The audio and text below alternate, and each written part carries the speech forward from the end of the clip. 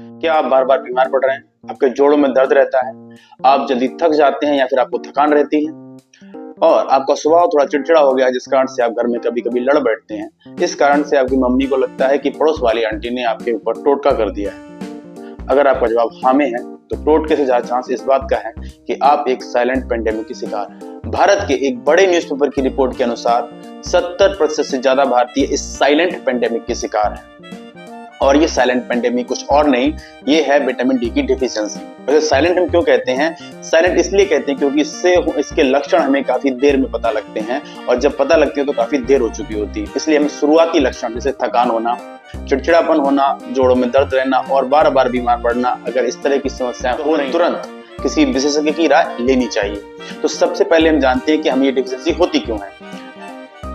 सबसे पहला कारण हम सभी जानते हैं कि जो हम लोग का लाइफ स्टाइल है वो सूरज से हमारी दूरी बढ़ चुकी है, और सूरज ही विटामिन डी का सबसे महत्वपूर्ण स्रोत है।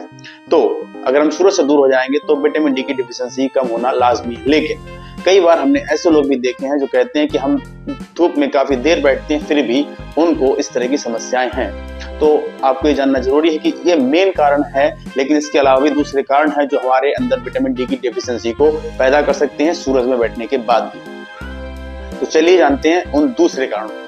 तो दूसरा महत्वपूर्ण कारण है कि अगर आप ब्यूटी एक्सपर्ट को सुन के, अगर आपने हेल्थ एक्सपर्ट को इग्नोर किया है और आप सूरज में गए तो हैं, लेकिन आपने बहुत सारी सनस्क्रीन से बॉडी को कवर कर लिया है या फिर आपने कपड़ों से पूरी तरीके से कवर कर लिया है, तो भी सूरज में बैठने के बाद भी आपकी बॉडी विटामिन डी प्रोड्यूस नहीं कर पाएगी। तीसरा कारण है, अगर आपकी बॉडी के ऊपर एक्स्ट्रा फैट जमा है, तो जो विटामिन डी है, विटामिन डी फैट सॉल्वेंट होती है, तो फैट ब्लड से उसको खींच के अपने अंदर स्टोर कर लेता है विटामिन डी के लिए, और हमारी बॉडी को यूज करने के लिए पर्याप्त विटामिन डी नहीं मिल पाती है, चाहे आपकी बॉडी ने प्रोड्यूस कर लिया हो फिर भी। तो एक्स्ट्रा फैट भी विटामिन डी डेफिशिएंसी का एक कारण है।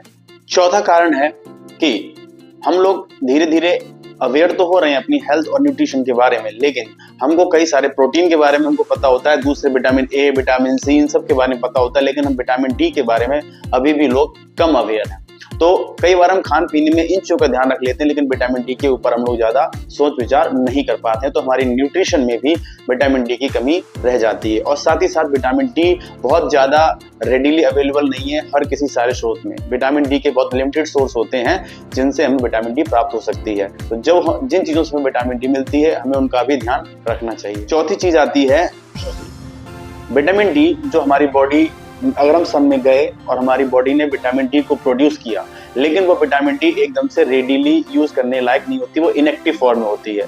और उस विटामिन डी को एक्टिव फॉर्म में कन्वर्ट करने के लिए पहले लिवर में प्रोसेसिंग होती है, उसके बाद में किडनी में प्रोसेसिंग होती है। तो अगर आपकी लिवर या किडनी ठीक से काम नहीं कर रहा है, तो भी आप धूप में बैठने के बाद भी विटामिन डी पर्याप्त मात्रा में आपकी बॉडी प्रोड्यूस नहीं कर पाएगी। तो अगर इस तरह की समस्याएं हैं तो अपने एक्सपर्ट से मिलकर आपको इन चीजों के बारे में भी ध्यान रखना होगा। और लास्ट में दो कारण हैं, एक तो हमारी एज और दूसरा हमारी स्किन का कलर।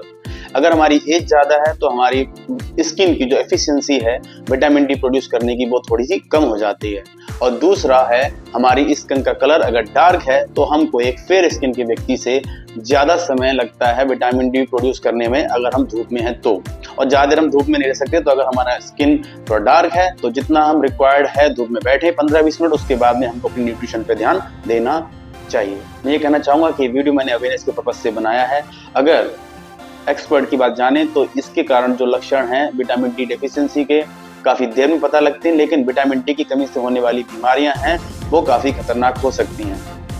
तो हमको अगर कोई शुरुआती लक्षण दिखाई दे रहा है तो आप प्लीज अपने डॉक्टर से संपर्क करें। और अगर मेरा वीडियो आपको अच्छा लगा है तो प्लीज इसे लाइक करें, शेयर करें और सब्सक्राइब करें। और सेकंड पार्ट के लिए वेट कीजिए। सेकंड पार्ट में हम जानेंगे कि विटामिन डी की डेफिशिएंसी हमें कैसे पूरी कर सकते हैं अपने घर पर, और साथ ही साथ हम ये भी जानेंगे कि विटामिन डी हमारे लिए क्यों महत्वपूर्ण है। तो प्लीज जुड़े रहिए, मेरे चैनल को सब्सक्राइब कीजिए।